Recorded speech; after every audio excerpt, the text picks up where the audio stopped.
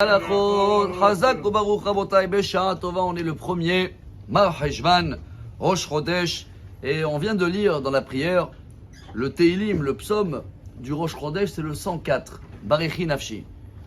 Là-bas, le roi David, il raconte tout ce que Dieu il a créé dans le monde. On a l'impression que c'est un peu comme la paracha de Bereshit, les montagnes, le soleil, la lune, qu'elle remercie le bon Dieu. Et à la fin, on termine avec une phrase magnifique, Itamu hata'im min haaretz u'rsha'im odenam. Que les pécheurs seront éliminés de cette terre et donc il n'y a plus de péché et donc voilà, la paix Mashiach est là. C'est une mauvaise traduction. Il y a une histoire dans le Talmud très connue, c'est dans le traité Brachot, dans la 10e page, avec la femme de Rabbi Meir Baalanes. Elle s'appelait Brouria et ils avaient à côté d'eux des birionim en hébreu, des mafieux, des gens qui n'arrêtaient pas de taquiner, embêter Rabbi Meir Baalanes. Ils ont fait une grande peine. Et il a décidé de prier pour que Dieu il va les éliminer de ce monde-là. Et sa femme, elle est venue le voir et elle lui dit, mon cher mari, c'est pas bon cette traduction-là. C'est pas marqué que les pécheurs doivent être détruits de ce monde-là. Qui doit être détruit? Les péchés. Sinon comment ils vont faire tchouva? Et il a dit à sa femme, tu as raison. Et depuis ce jour-là, on lit cette phrase comme elle vient de lire. Pas les pécheurs vont être éliminés, les péchés.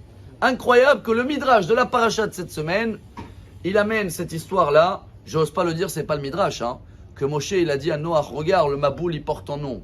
Quoi, tu pouvais pas sauver ta génération? Le Zohar HaKadosh, il va encore plus loin. Il dit que quand Noach il sort à la fin, il était seul dans le monde, il a vu tout était détruit, il a commencé à pleurer et il a dit, Dieu, miséricorde, pourquoi tu as fait? Dieu lui dit, miséricorde, mais t'étais où pendant tous les années que je te demandais de faire un arche et tout? Tu n'avais pas pensé à essayer de réparer les gens qui vont faire un peu de tchouva et juste tu t'es fait des murs, un arche pour toi et tout va bien. C'est dur de penser à ça parce que Noir c'est quelqu'un de géant. Le Maharshal, il amène une métaphore selon la Midrash, c'est que Abraham, c'est ce qu'on va terminer dans la paracha, c'est marqué Ithalech lefanai ve'yeh tamim. Noach, c'est Aimi, avec Dieu. Il a mis une métaphore comme un père qui avait 2 enfants. Un enfant qui était, il connaissait fort, il avançait, il était toujours devant lui. Et il y avait un autre un peu plus faible, et il était main à main avec le papa. Alors Noach, c'est comme si qu'il marche avec Dieu. Il est très droit, Ish Tzadik. On n'a pas idée la grandeur de Noach. Mais si la grandeur, tu la gardes pour toi.